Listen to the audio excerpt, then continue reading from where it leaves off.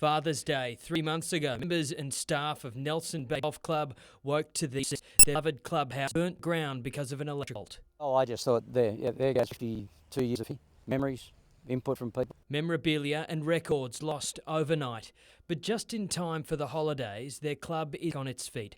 Its best asset, the golf course, remains in top condition, while there's a new admin building boasting a bistro on the lower level. The bar there was called the Phoenix Bar for obvious reasons. And only yesterday we opened a new temporary clubhouse. I think they've done a fantastic job. In 3 months to have this back up and running, I think it's great. Beers are just as cold? Probably a bit colder. Moving forward, there are now plans to build a new clubhouse by early 2017, with the club looking to appoint an architect before the new year. 80% of the clubhouse has been demolished. What we can see there, we hope will remain, and more than likely will remain.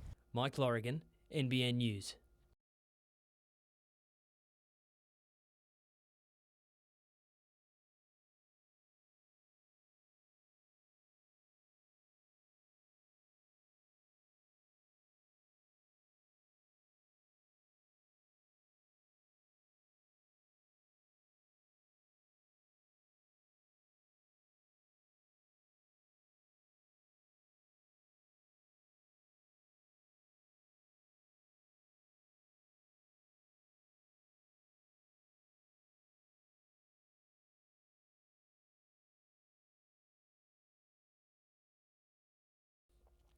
Singing, dancing and acting. It was all on the line for these young performers at the entertainment centre.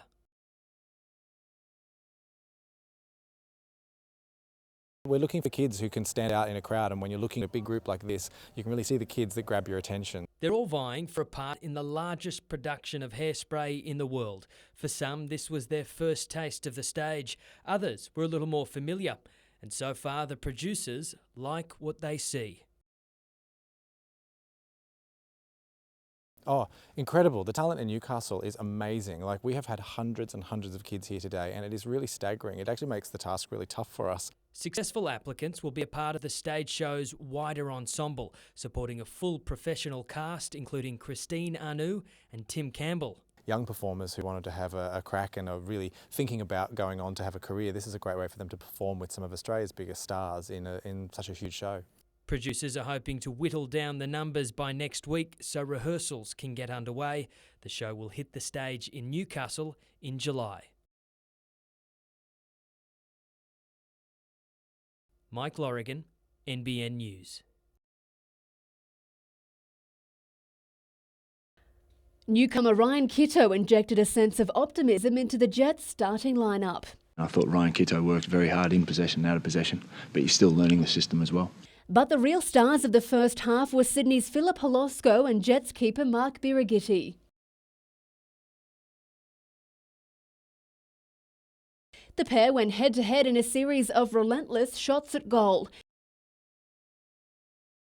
The Jets tried to hit back, with David Carney and Kitto coming together to combine for Braden Crowley, who unfortunately failed at this attempt at goal. Jets coach Scott Miller says the scoreboard could have been less forgiving. It could have been 3-0 at half-time. But the side's game changed significantly in the second half. We took it as a reality check, but also a fact that we could get back into the game if we changed our mindset. Enver Livedic was looking for the back of the net, but this shot was off target. Lee Kee then stepped up, his efforts went wide, but Sydney was merciless.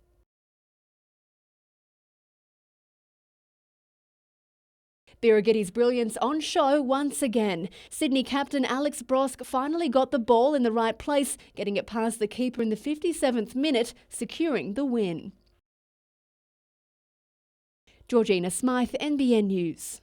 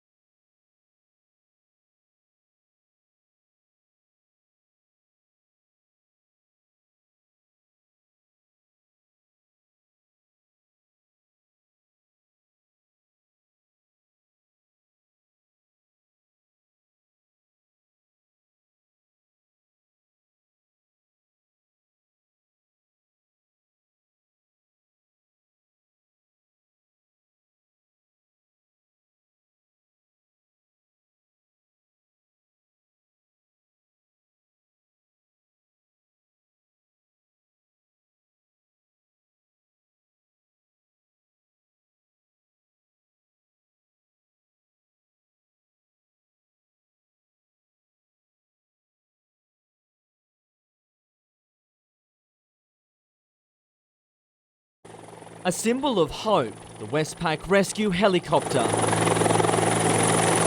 Still ringing true 40 years to the day since its first life-saving operation in Newcastle. The milestone celebrated today by those it helps day in, day out, members of the community. It's been a long journey, but a tremendous thrill. We are one of the best services in the world. A service which grew from humble beginnings in December 1975, when it was just a weekend beach patrol. We went up onto the cliff face and we picked the young fellow from the cliff face and then brought him back down onto the beach. That was the start of it here, with a little bell bubble machine and a keen group of boys, all out of SLSA, that virtually began the service. 40 years later, some 30,000 rescues on, it's now a round-the-clock effort, servicing communities from the Central Coast to the Mid-North Coast and out to the Northwest, touching the lives of many, even inspiring war heroes. I still have vivid memories of that from when I was a child, at a flood out at Denman in the Hunter River. Saving lives doesn't come cheap though. Around $8 million a year in donations is needed to keep the service airborne. But if there's one thing the people of Newcastle know... It gives the people of our region a feeling of security, that if the need arises, somebody will be there to look after them. Tyson Cottrell, NBN News.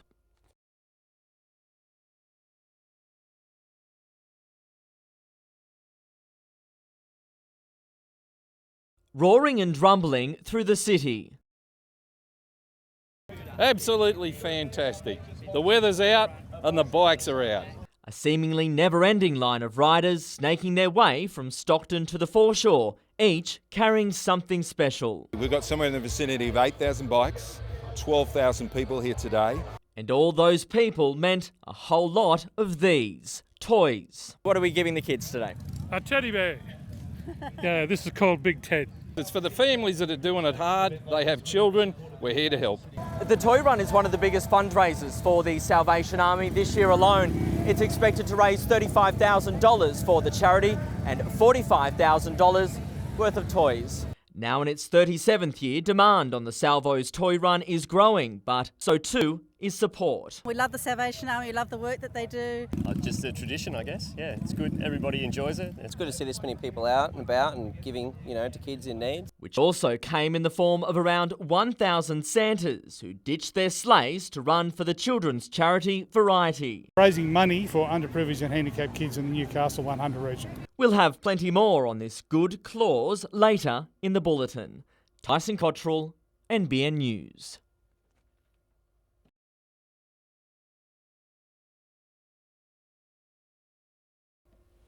Aaron Russell put the pressure on early in race 2.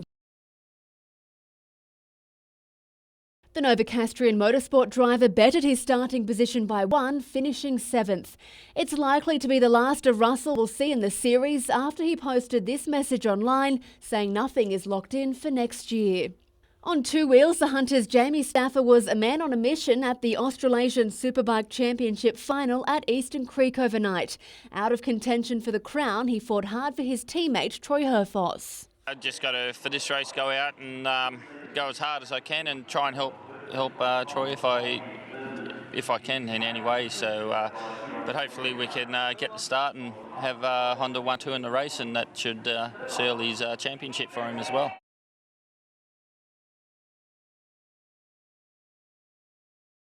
Stafford finished 2nd in the race and 6th in the FX Superbike Championship, while Herfost finished 5th but still claimed the title. Georgina Smythe, NBN News.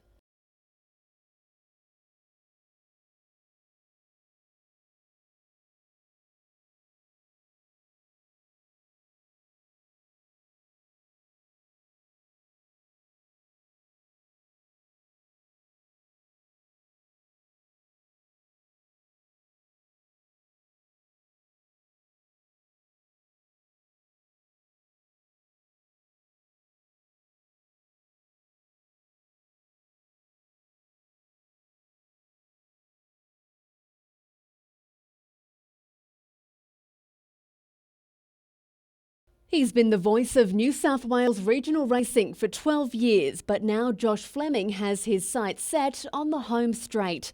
The Brisbane-born racecaller, who's heading back to Queensland, still remembers his first day in Newcastle, calling the Boxing Day races to a crowd of 15,000. It was a bit of a baptism of fire. That was the first form. It wasn't a feature meeting, but I'd never called in front of a crowd like that before. Fleming made his last Broadmeadow call at the picnic race day yesterday. He thrives on the thrill of being in the tower. Things can go wrong. You never get two races in a row the same, and yeah, you can prepare for it as best you can. A lot of things can happen, and I guess we're a little bit like rugby league referees. It all happens quickly, and you've got to say the first thing that comes into your mind, I suppose. Flynn's Flyer going to third, and still the ladies out very wide going up there. He says regional racing is in the midst of a transformation to bring people back to the track. It's a very changing face racing. Obviously, as you can see here, we're on the new inner track here, and they're doing up the course proper. So that in itself just goes to show that things don't stay the same forever. Once back in Queensland, Fleming will take over from big-name caller Alan Thomas, who's retiring after decades in the top job. For him to anoint me as the one that he wants to take over, I'm proud of that, and hopefully I can do him proud. There's been a lot of big names that have come before me, so big shoes to fill, but very much looking forward to it. Georgina Smythe, NBN News.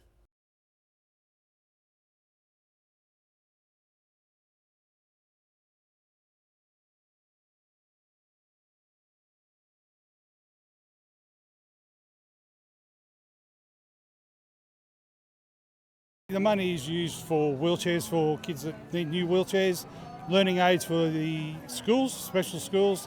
We help out the Hunter Children's Hospital.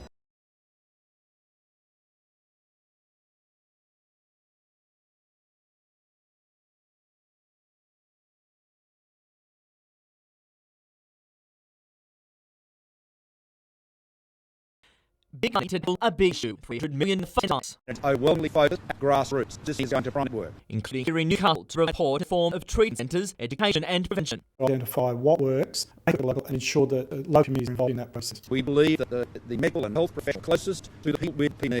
But just where the money will be spent to reach noon, or how much health groups have to work with. It's to this point what the numbers are, but we'll certainly be working with the region. National out thinking for ICB like Newcastle. Urging health on rollout. Time cultural and Social reform Mount Manuel is here, Substance Visitor of the University of Newcastle.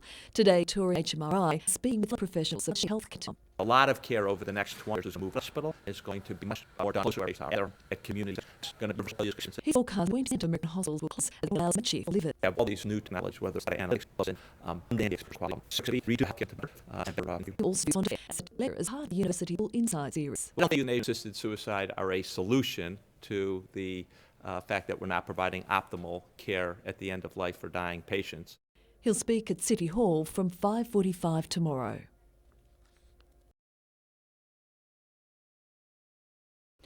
It's a priceless view that will soon be beamed into households across Asia, courtesy of a motorsport event tailor-made for TV.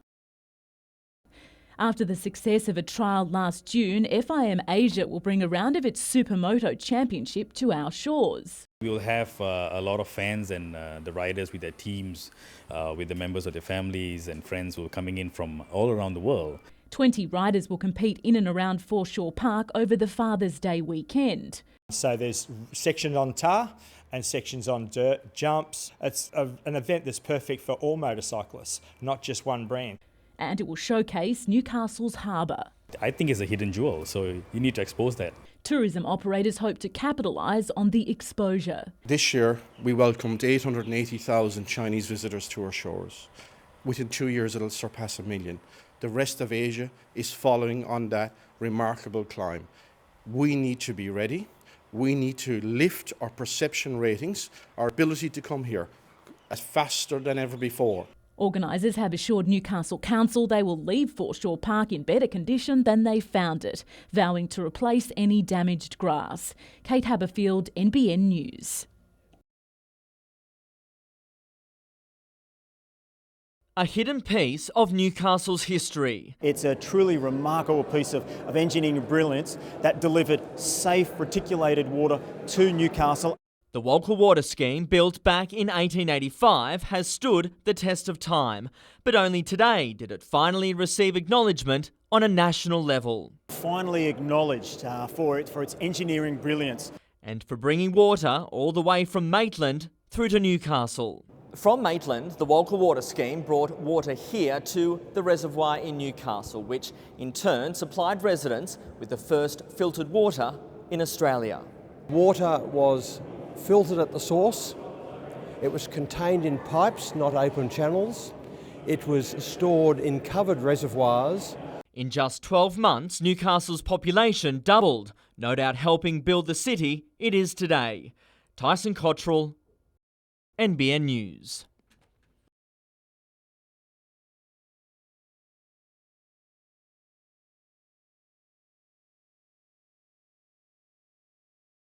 I'm here to learn how to cook and, take that outside of here and obviously, get our nutrition in the right path.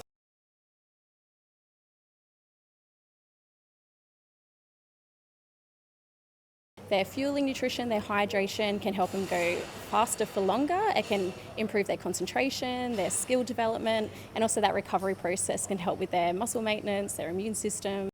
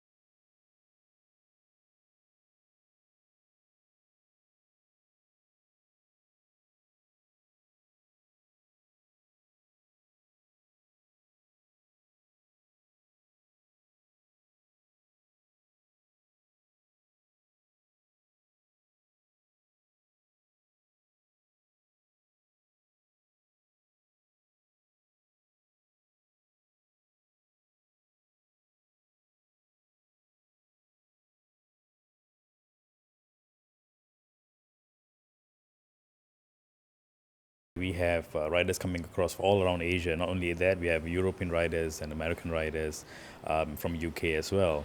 It's basically a congregation of riders from all around the world, and we're bringing all that fun into Newcastle in September. So there's sections on tar and sections on dirt, jumps. It's an event that's perfect for all motorcyclists, not just one brand.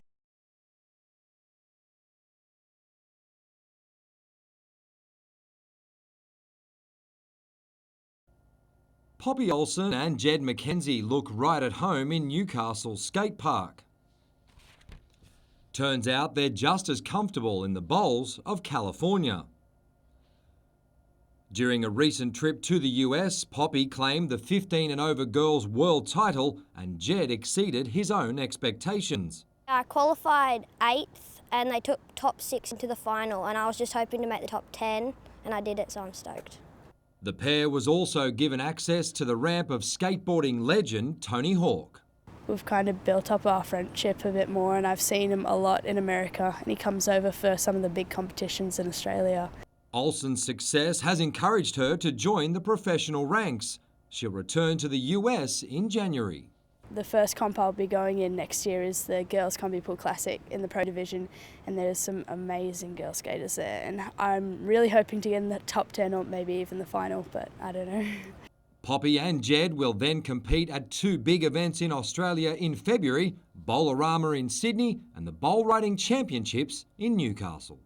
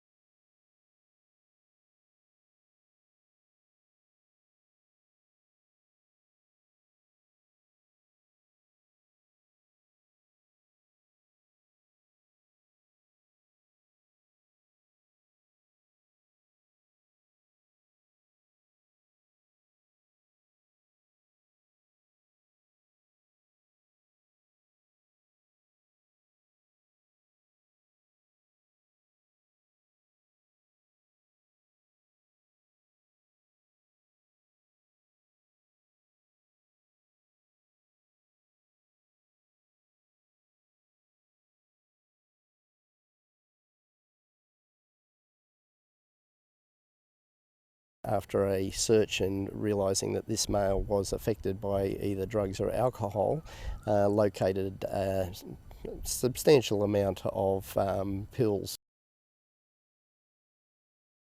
Archbishop Philip Wilson is the most senior Catholic clergyman in the world to be charged with this offence, accused of concealing child sexual abuse when he was a parish priest at East Maitland in the 1970s.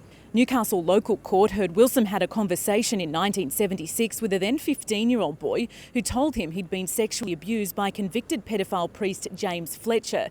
The Adelaide Archbishop didn't appear in court today. His barrister Ian Temby QC arguing the charges are invalid, the prosecution case is foredoomed to fail and any trial would be unfair. The defence says Wilson expressed disbelief about what he was told by the boy and didn't give the claims any credence at the time. However, the Crown argues there is strong evidence Wilson believed the allegations and was aware he was obliged to tell police when he was made aware of further abuse claims regarding Fletcher in 2004. Crown Prosecutor Gareth Harrison told the court it's an affront to common sense that Wilson would not have remembered what he was told in 1976. The prosecution argues he did not report the matters because he wanted to protect the church. The case is due back in court next week.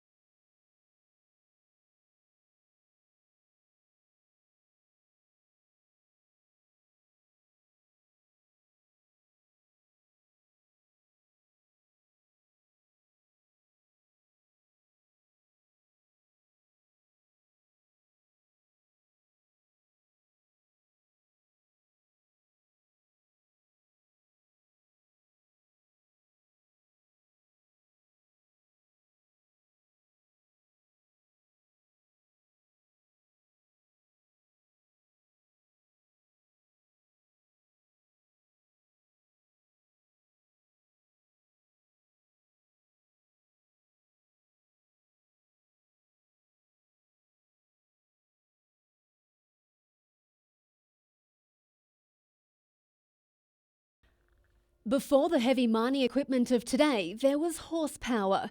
Pit horses or ponies were a common sight in the region's mines, used to haul tons of coal from the seam to the surface. The horses were retired to make way for machinery in the second half of last century, but memories of their work in Lake Macquarie live on. In that area, there were pit horses used that were known as pit ponies in and around that area. So the park is a general recognition of the role that they played in the mines of that area. This public space in Cahaiba has been named Pit Pony Park following a 12-month campaign by the Greater Charlestown Sustainable Neighbourhood Group. The name was unanimously endorsed by Lake Macquarie Council last night, despite some disagreements on its technical accuracy. In Australia, generally they were horses and not pit ponies that were used in the mines. However, they were known colloquially as pit ponies. Council says it's continuing discussions with the community about the construction of facilities at the park, as well as the possibility of a more permanent memorial structure in honour of the working horses. The group has developed a 5-stage plan to develop the land into community space. Work is due to start next year. Another park in Cahaiba has a poppet wheel from the mines, and those things are distributed around the area as well. So it's, I think it's still close to everybody's memory as well. Georgina Smythe, NBN News.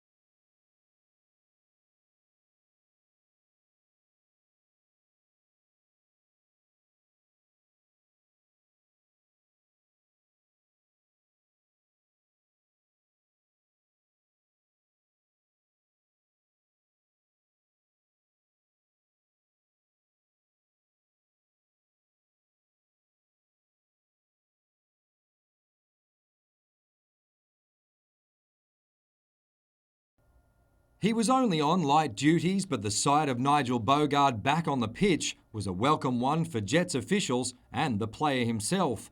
In the wake of last Friday's loss, the expected return of the skipper can't come soon enough. You want your best players out there every week, and Bogues is one of our best players this year. Has been fantastic. So to have him out on the field would be fantastic. So hopefully he's fit and ready to go, and he can have a big influence on this week's result. Having played alongside Bogard in Adelaide, Ryan Kitto is happy to reunite with the defender here in the Hunter. The 21-year-old was given the important assignment of filling in for midfielder Leonardo against Sydney FC. With the Brazilian once again missing training, Kitto could be called upon against Melbourne City on Sunday. Obviously, it would be great if we can get him back on the training track and I can learn from him out here as well, but just watching him on the weekends has been fantastic for me. And yeah, he's a different player, but he's got parts of his games that I want to take on board as well, and hopefully in the near future I can start producing, half as good as what he is. Would be pretty good, wouldn't it? City is coming off 2 straight 5-1 wins. The Jets say they'll take confidence from their meeting in round 4 when they came back from 2-0 down to shock the Victorians. Every game we go in wanting to win, so I'm sure it's the back of their mind whenever they play us. Doesn't matter how the game's panning out, they know we're going to come back, and that's the attitude that we have within this team.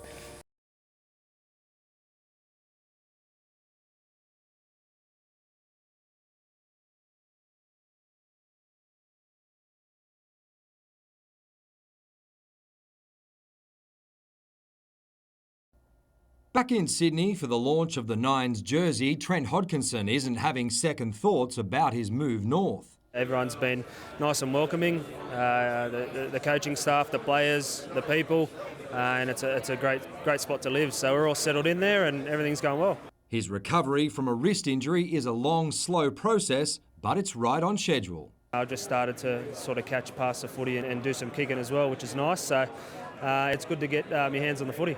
Hodkinson is one of several new faces at Newcastle on a list that includes Nathan Brown. Blues half today admitted he was hoping Brown would get the job when the Knights were searching for a new coach. I get on really well, Brownie. He's had a chat to me about my game personally and everything like that, and I've loved what he had to say, so I'm looking forward to the season. With the departure of Kurt Gidley, Hodkinson is in the mix to captain the club. The 27-year-old says he'd be happy to accept the role, but will look to provide leadership either way.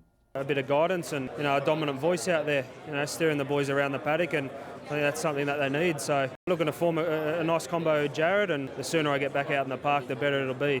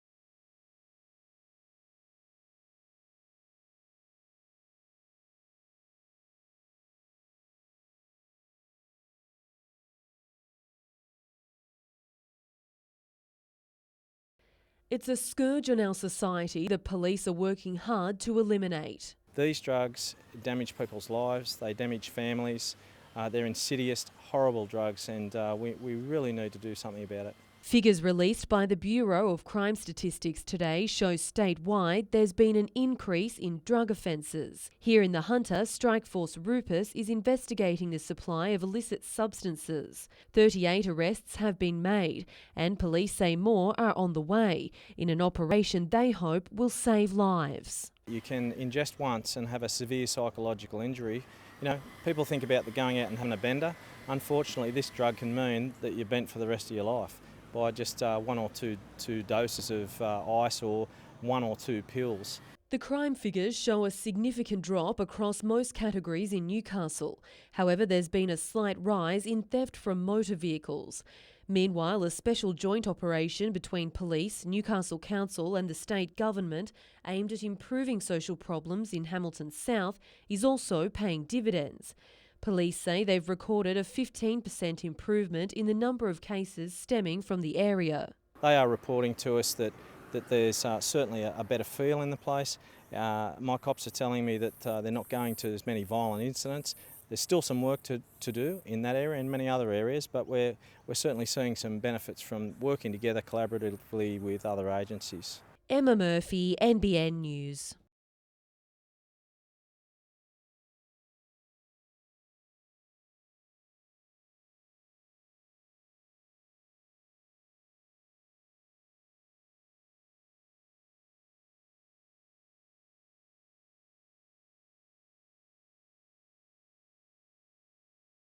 We don't want it surrounded by development because all its ecological values disappear.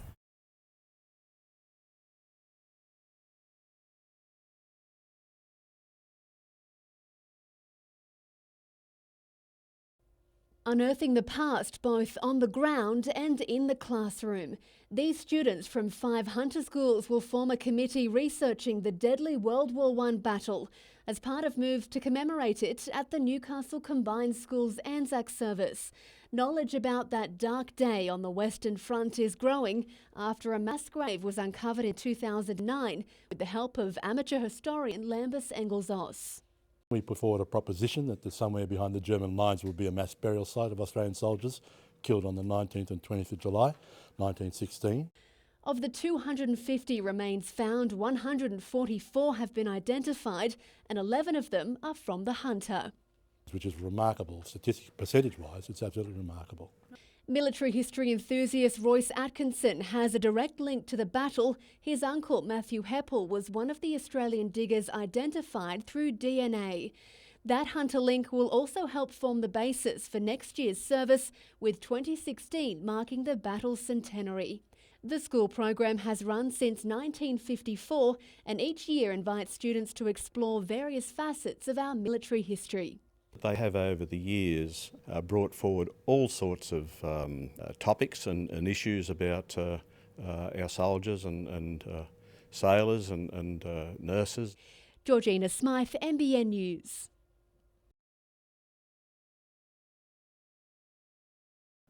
He's been one of the Jets' best this season, so it's no surprise David Carney's teammates want him to stay. Obviously someone like Carney, it'd be pretty hard to replace right now, I guess, in any squad. So, we're very grateful we've got him here and, I hopefully would love to see him stay around a lot longer. Jason Hoffman returned to the Hunter this season from Melbourne City. This Sunday he'll face his former club for the second time. It can be tough preparing when you do have mates on the other side and, it's an odd feeling not wearing that shirt. But for me, I'm a Newcastle boy, so every time I wear the Jet shirt this season, I don't think about anything else. Hoffman says City was rarely consistent during his time in Victoria, but it's now coming off 2 straight 5-1 wins. The Jets defender isn't expecting the southern side to let its guard down. I think Melbourne City have still shown that. They still have some fantastic results and then they'll have a slump. But in saying that, I think they've added a little bit of quality, across the park this year, and I can't see them, having too much of a slump.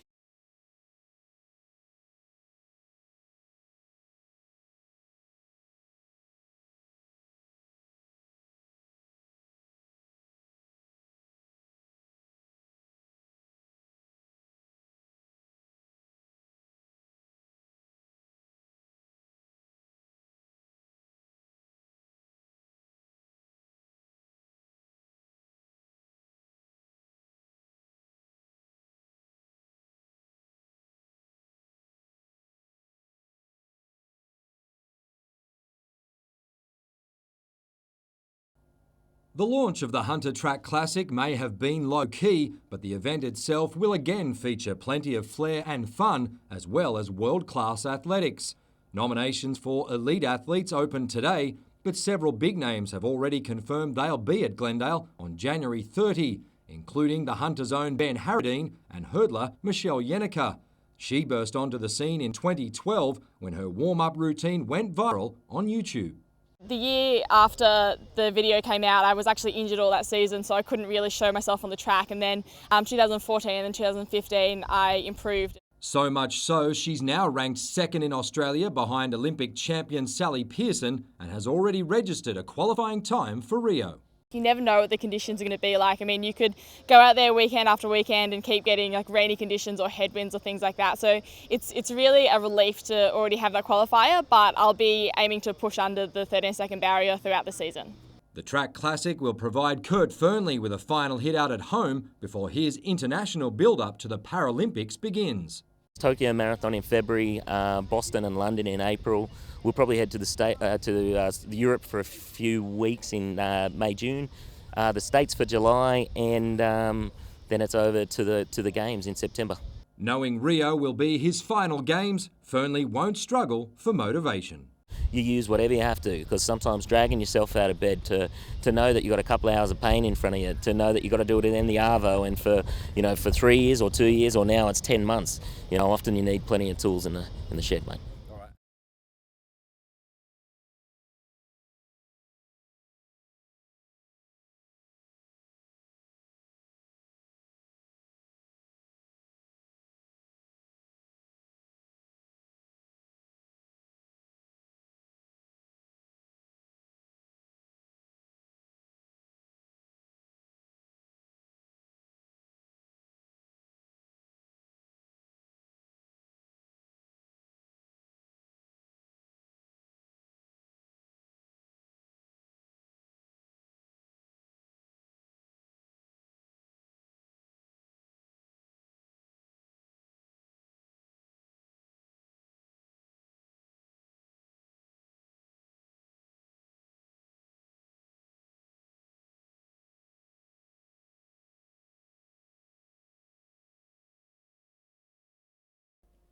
To campaigners, it's war. They're undeterred despite hitting a snag in their bid to save Boomerang Park.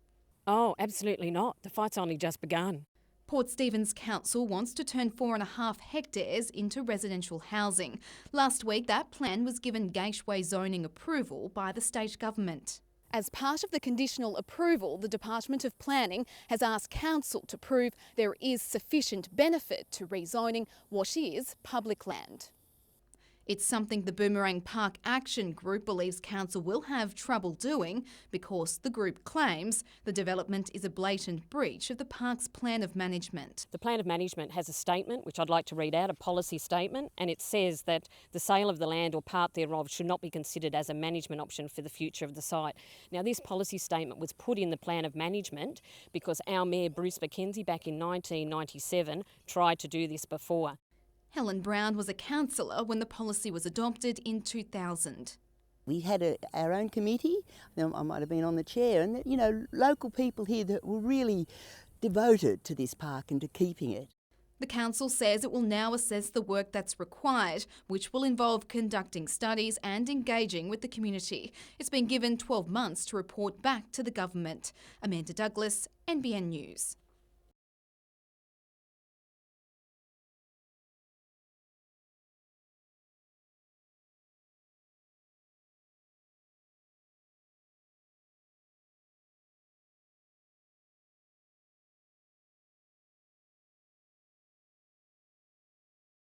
And for the Department of Defence not to offer any assistance apart from delivering bottles of water, it's completely obscene.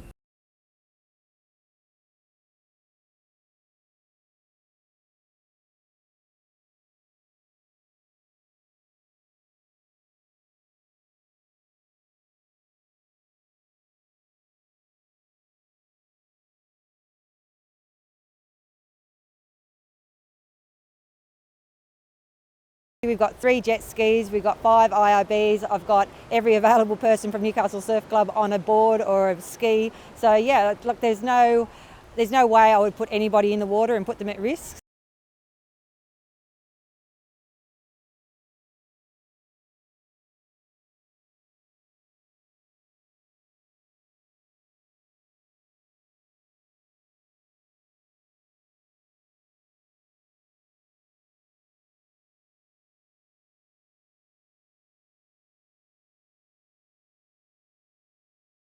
They're passionate about the land and conservation. The Warramai Green Team looks after the heritage nursery at the Marook Cultural Centre and also works in partnership with national parks and local councils on other land projects.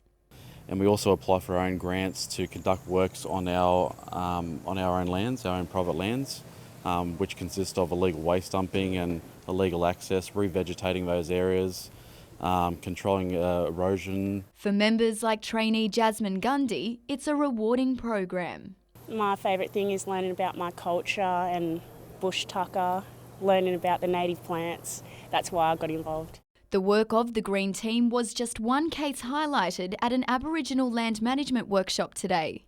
And that's what we're trying to do, is to build the capacity of the Aboriginal land management teams within the Hunter region. Representatives from various agencies, including Local Land Services, TAFE and National Parks, came together to share stories and ideas and strengthen partnerships in the community. The Aboriginal people have enormous knowledge about country, and this knowledge should be utilised by the wider community. Renee Feder, NBN News.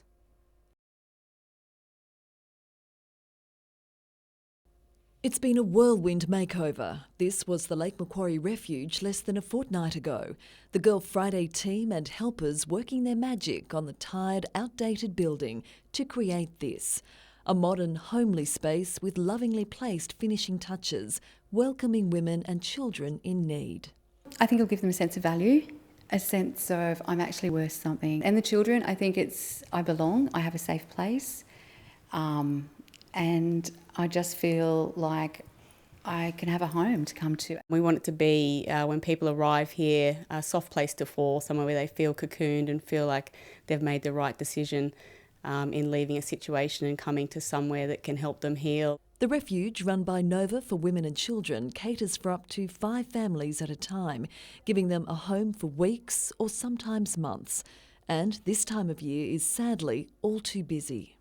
There's a lot of people homeless at Christmas or have nowhere to live, and now they're going to have an absolutely stunning environment for Christmas. They'll also have presents for the kids and goodies to eat, with the Girl Friday elves today packaging up hampers. It warms our hearts to be able to give it. Everybody that's helped us, it's not just us, the community's come together. The charity began in 2012 with Friday fundraising events, but has grown into much more. It's also supporting an outreach van and has plans for more makeovers. It's just growing, and that's through the support, through the movement of women that see the need and funnel their support through us. To help, head to the Girl Friday website or Facebook page.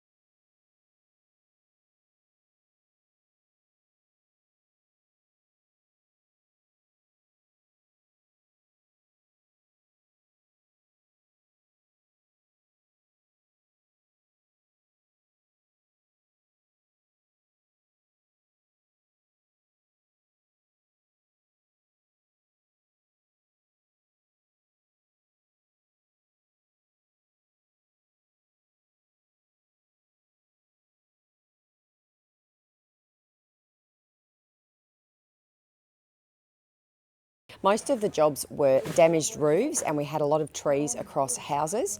That was mostly caused by a combination of very heavy rainfall and powerful winds.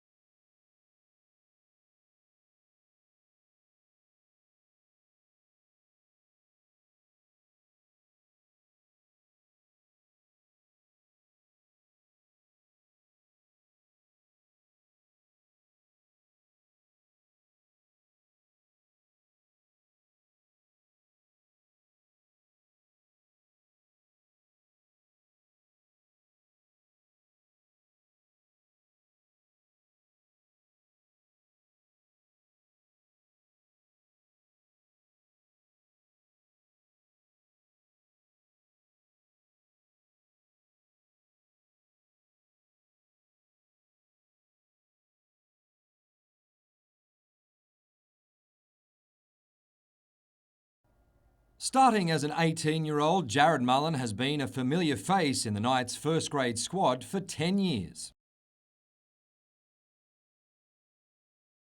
Now he's also playing a role in the establishment of a new part of Newcastle's nightlife, alongside former Knights reserve grader Mitchell Steele and a couple of experts. Luciano and Daniel, they're the two Brazilian chefs. It's all their authentic food from back in Brazil, and like I said, it's been very well received. And if the food's not good, people aren't going to come back. So I've got to take the hat off to them guys and everyone in the kitchen. They've been unreal. Mullen admits he's a big fan of the food, but with the pre-season now in full swing, he can't afford to overindulge. You can definitely get yourself in a bit of a food coma, especially with the desserts and stuff like that. But like I said, it's great food, very well received, and everyone's given it a thumbs up so far. The establishment of meat took place late in the NRL season, while the 5/8 was nursing a toe injury. Fortunately, surgery to fix the problem was a complete success. The toe's been unreal since I come back. I broke up a bit of the scar tissue when I first started running. I was a bit worried about it because it was a bit stiff, but now they've been running for a few months now, it's great, and I haven't had one problem since, back to full training. The 28-year-old can now focus on forming a solid combination with new teammate Trent Hodkinson.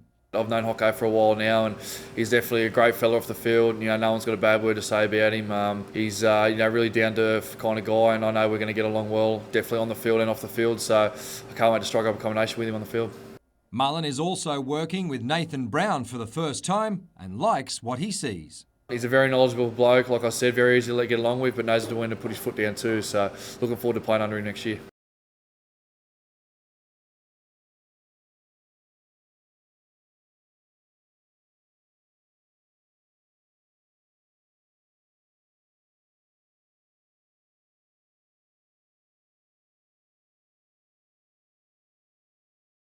I'd love to see her run into the prize money. Anything from 5th upwards would be certainly a bonus. I think we're very privileged to be here, and we're just looking forward to it.